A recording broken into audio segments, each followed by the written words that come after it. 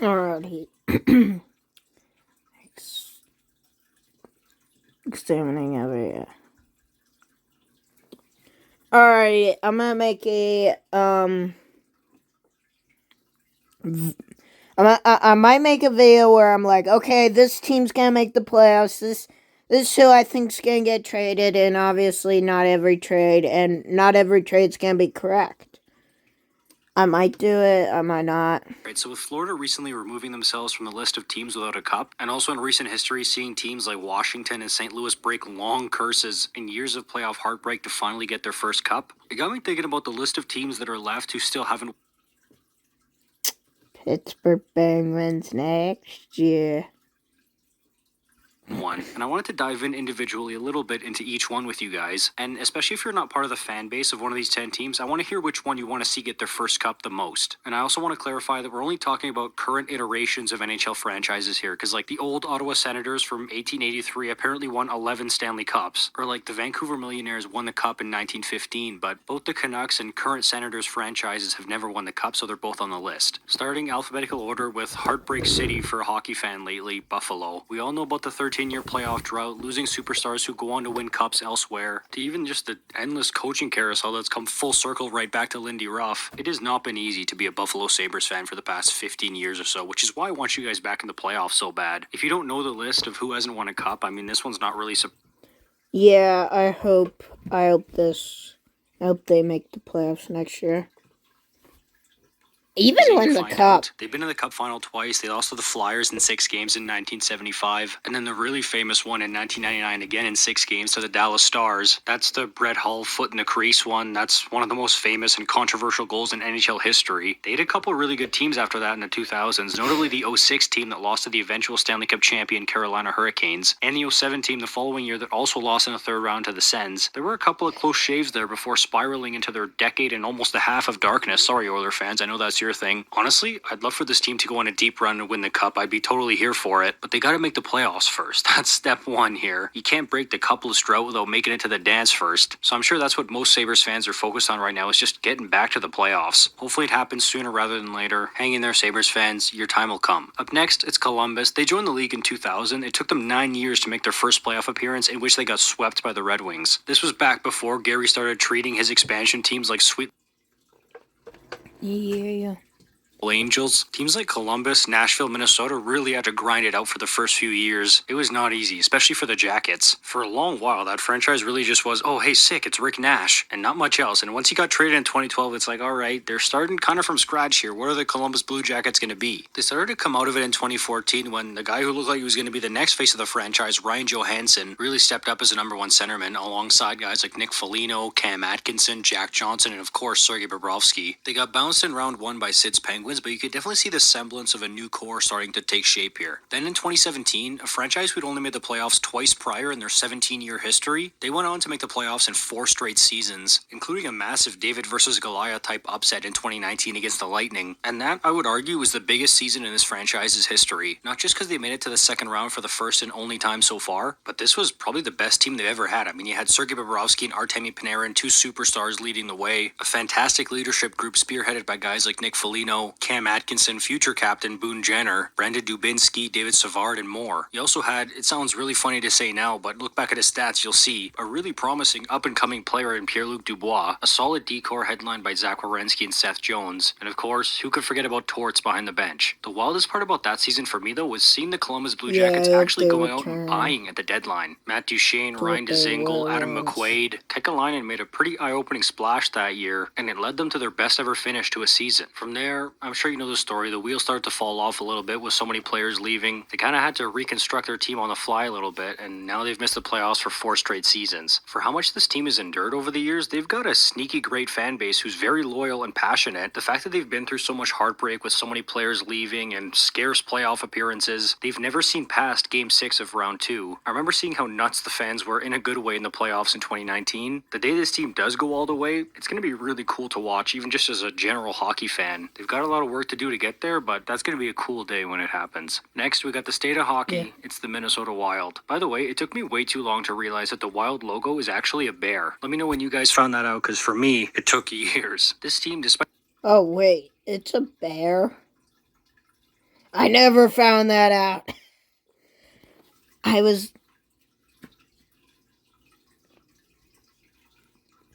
I'm in disbelief right now. In a league with Columbus actually fared a lot better than them early on. In just their third year, they went to the third round against Anaheim, who ended up sweeping them. That's a team that J.S. Shiger won the Conn Smythe on a losing team. And since then, they've had a steady diet of playoff appearances. I mean, they had that little run from 09 to 12 where they didn't make it. But other than that, the XL Energy Center has seen quite a few playoff games. But they never made the third round other than 03. And the only other times they were in the second round were in the prime Kane, Taves, Keith years in Chicago. And guys like Parise, Suter, Koivu, and even last dance Danny Heatley were no match for them, unfortunately. This team's had some really cool players over the years. Marian Gaborik in his heyday was awesome, so much fun to watch. Mikko Koivu is obviously Mr. Minnesota Wild. And even now Kaprizov, like, people know how good he is, but I still think, as crazy as it might sound, he still might be a little underrated. He's just so electric and so good. Plus now you've got Brock Faber, who's an absolute stud on D. Matt Boldy, Eric Sinek, Marco Rossi. Like, I know they just missed the playoffs, but things aren't looking too bad in Minnesota. Jesper Wallstedt, of course, too, that I didn't mention.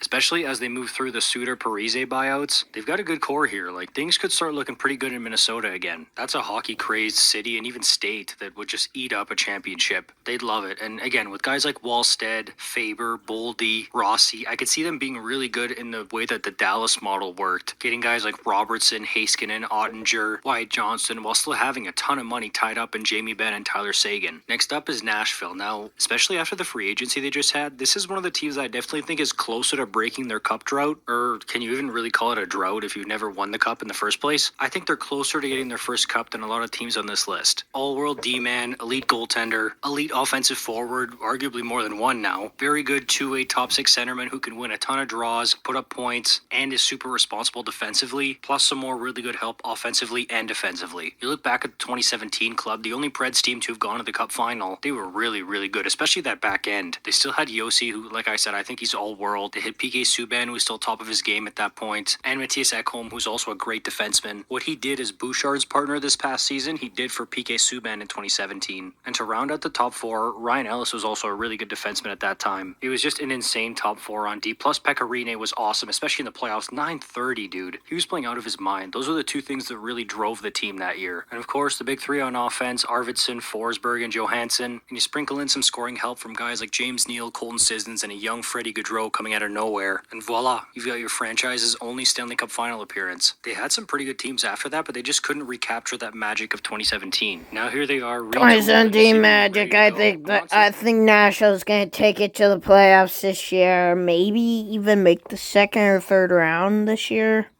Their cup favorites, but I think they're in for a pretty good year. I think Stamkos and Marchessault are going to want to prove Tampa and Vegas wrong for making the decision that they did and going about it the way that they did, plus the other cornerstone pieces I mentioned, and the fact that they were already a good team before the free agency window. This year should be fun if you're a Preds fan. It definitely has some 2017 vibes, going into it at least. Ottawa, some kind of roller coaster you guys have been on for a while here. That 07 finals team was so much fun, like Alfredson at the top of his game, curved visor, height of his power. Let's see if Swayman can, not Swayman, but no, Bobrovsky, brain work.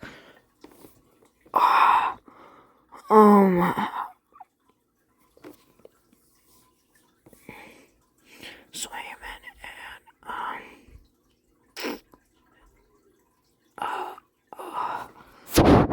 what is the name? Oh, come on. Powers, 50-goal, 100-point Danny Heatley. Jason Spezza was cooking that year. Mike Fisher, Wade Redden, Chris Phillips, Chris Neal, Ray Emery, God rest his soul. This was honestly one of the most fun Sens teams I've ever watched, and if you are a Sens fan, give me your thoughts on that run and on that team, because I just remember thinking it was so cool. Until they ran into Scott Niedermayer, Timo Solani, Chris Pronger, Young Perry, and Getzlaff and the boys. But still, every time somebody brings up the 2007 Sens, I can't help but smile. Then, 10 years later, that run, led by Erik Karlsson, Mike Hoffman, Mark Stone, Kyle Turris, Bobby Ryan, even Dion Phaneuf was on that team. And of course, Craig Anderson between the pipes. Is he the best goalie in Sens history? He's got to be, right?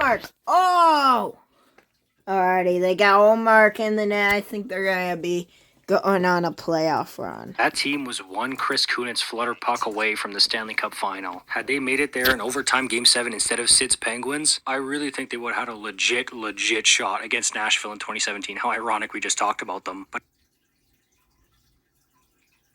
dead since that game. Ottawa hasn't seen a playoff game since, and not one player from that team remains, not even Alex Burrows. Hopefully the addition of Allmark really helps them this year, because if you were to ask me the one player I want to see the most in the playoffs, it's Brady Tkachuk, hands down. It just feels like that guy's built for playoff hockey, and the day we get to see it's going to be a good one. But similar to a team like Buffalo or Detroit, like the focus here should really just be on getting back into the playoffs themselves, and making at least a little bit of a run to give some valuable playoff experience to guys like Tkachuk, Stützle, Sanderson, even Shabbat's never played a playoff game. He's been there for a long time. And it does feel like Staios and the group, especially recently, are taking steps towards that. Because before breaking the cupless spell, like, you gotta field a team that's good enough to give yourself a chance, aka make the playoffs. Time will tell if this is the year that happens. San Jose is an interesting one. They were really good for a long time. You think of the early Thornton Marlowe years, the ones with Nabokov, like, they were making the playoffs, they were winning rounds, they were often stuck in the first or second round, and when they did get to the third round, they lost to the Flames in 04, and then got swept in 2010 by the eventual Cup champion Hawks. But they remained good. Like, don't get me wrong, there was plenty of heartbreak, like the Kevin Bieksa goal in 2011, blowing a 3-0 series lead in 2014, and Joe Thornton being stripped of the captaincy, and straight up missing the playoffs the next year in 2015. But by 2016, they seemed to rejuvenate it. Like, Joe Pavelski was named captain after a year of it being vacant. Pete DeBoer came in to replace Todd McClellan, who was the coach there for a long time. They finally beat LA in a series after losing to them in 2 heartbreaking Game 7s in 2013 and 2014. And this time around, they did so pretty convincingly, 4-1. In my eyes, that was the first sign of like, oh, okay, this Sharks team is different than the previous ones who were in this position. Yes, you still had the usual suspects, Thornton, Marlowe, Pavelski, Couture, but they had a lot of extra help here. Brent Burns was good as a Shark, but by this point he had morphed into a complete superstar. Hurdle chipped in nicely, as well as Joel Ward and Jonas Donskoy, and Martin Jones. I know now it seems like, what, really? Dude. He was so important to this run. He came up clutch, and all of a sudden, they're in the Cup final against, this has become a recurring theme, Sid's Penguins. After that, you knew they were going to kind of regress. Like, these guys can't play forever, and they were so good for so long. It's just the natural cycle of a team, so now they're back in, like, the infancy stages of a rebuild. And we'll see what happens now with guys like Celebrini and Will Smith. Up next, Seattle, another team that I don't give enough love to on this channel. I'm going to try to talk about them more this upcoming season. Obviously, there's not much to go over here, but I will say 2 years ago, I didn't think they were going to make the playoffs. They surprised me there. I didn't think they were going to beat the defending Cup champion Avalanche in round 1. They surprised me there too. And Dallas looked really good that year, so the fact that they took them to 7 games, at that point I was just like, wow, congrats Seattle Kraken, what a season. I will admit, I really wanted to see Battle of the Modern expansion drafts in the third round between Vegas and Seattle that year, but nonetheless, what a great season, and it made me take them really seriously coming into this past year. And then they surprised me again by missing the playoffs this year. I honestly have no idea what to think about this team. Dan Bilesma's their coach now. Haven't seen that guy in a while, and I do like the moves of Brandon Montour and Chandler Stevenson. I think they'll definitely help, and Jared McCann's a star. Vince Dunn They is very... picked up Steven.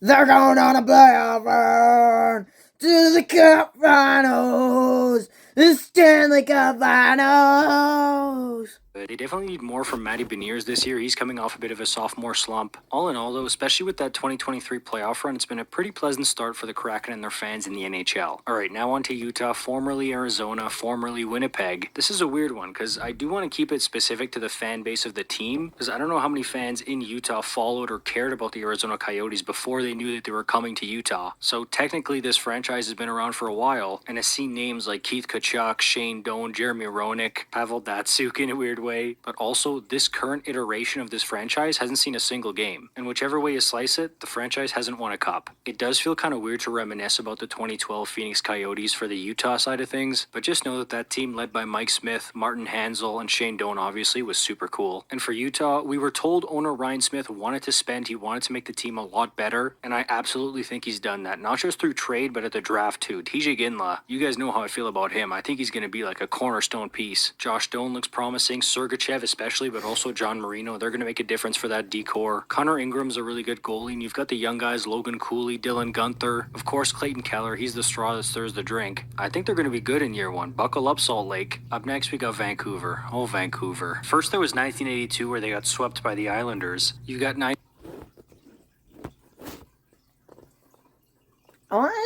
I want to expand the Super Mario Bros. Series. There's not a related note, but I do want to expand the series beyond what it is already.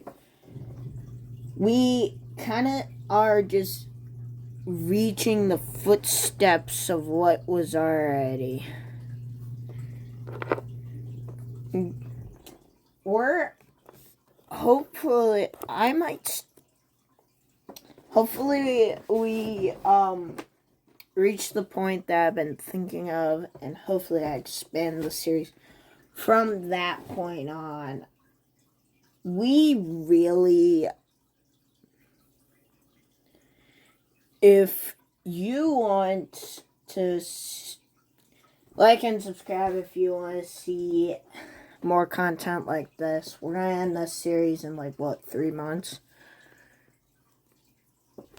Maybe less. Maybe only 2. So, will you remember me? We might need we're gonna do a finale. Yes, we're going to do a finale, final episode. Hopefully it's great. Sorry about that.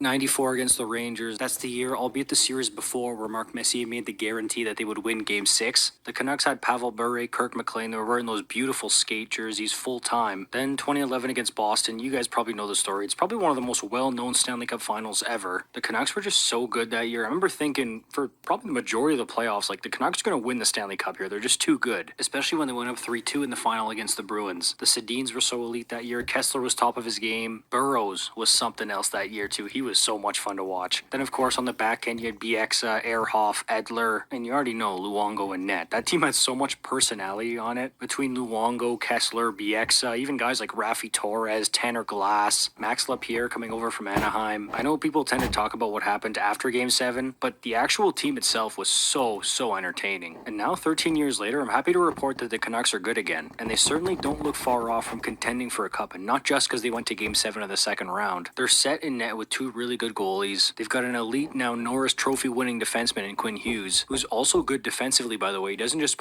Hronek as well. We've seen just how valuable JT Miller is. Best wishes to Brock Besser. Hopefully he can come back sooner rather than later. He had a great season. I know Pettersson didn't look quite right in the playoffs and through parts of the season, but I still believe that when he's healthy and when he's right, he can absolutely be one of the best offensive players in the world. And with Rick Tocchet behind the bench, I think that guy's such a good coach. With the people they have in the organization right now, I think the Canucks are in a window here where they're going to have some good opportunities to go and break this coupleless spell. The question is, do they take them? And finally, the Winnipeg Jets. My Stanley Cup was all the crazy PR stuff they did with the Atlanta Thrashers mascot back in the day to try to save the franchise. But nope, they still ended up in Winnipeg post-Kovalchuk, though. Could you imagine if Kovalchuk was a Jet? At that time, too, when he was still a star? Even still, though, it's been a wild ride for this team since coming back to Manitoba in 2011. From Andrew Ladd, Brian Little, and young Evander Kane, to Big Buff becoming one of the biggest fan favorites I've seen in any market, to Patrick Laine looking like the next great goal scorer, to Pierre-Luc Dubois, to now. There are still some remnants of the old cores like Kyle Connor, Mark Scheifele, Connor Hellebuck, Nikolai Ehlers, although not sure how long that one's going to last. But despite having the same GM through it all, it really feels like this team's gone through a bunch of different eras since coming back in 2011. In 2015, they finally got to bring the Winnipeg Whiteout back, and it's been awesome in the playoffs ever since. For this iteration of the Jets, the magic season was 2017-18. Was the first time they won a playoff game and a playoff series. They beat a really good Nashville team in round 2 that was such a hard-fought series. And then they got taken out by the expansion darlings, the Golden Misfits, in 5 games. Derek Englund and the boys got to lift the Western Conference trophy in Winnipeg, and since then they've still been good. They made the playoffs quite a bit, but they've only won 1 playoff round since that 2018 run. And these are teams that have been built to go deep, especially this past one against Colorado. You look at some of the moves they made at the deadline. Connor Hellebuck ended up winning the Vezina. Cheveldayoff and the crew are clearly trying to make some hay here, and they have been for a while. Is this one of those cases where it's like, give them more time, they're going to get over the hump, or is it one of them where it's like, they're never going to? They can't. I honestly don't know. This team is really puzzling to me. I could definitely see them breaking through, kind of like the 2018 Caps, where they kept winning President's trophies. They were so good in the regular season, but year after year they would come up short, and you would hear that they can't win. This group cannot win. And when the expectations on them started to fade, that's when they finally broke through. That being said, I wouldn't bank on it because, like I said, this team is such a puzzle to me. That'll do for this one, guys. If you want more content like this, let me know by liking the video, please, and subscribe if you're new as well. This took a long time to make, but it was a ton of fun, so I'd love to do more if you want. Thank you so much for watching. I hope you're having an awesome summer. See you in the next one.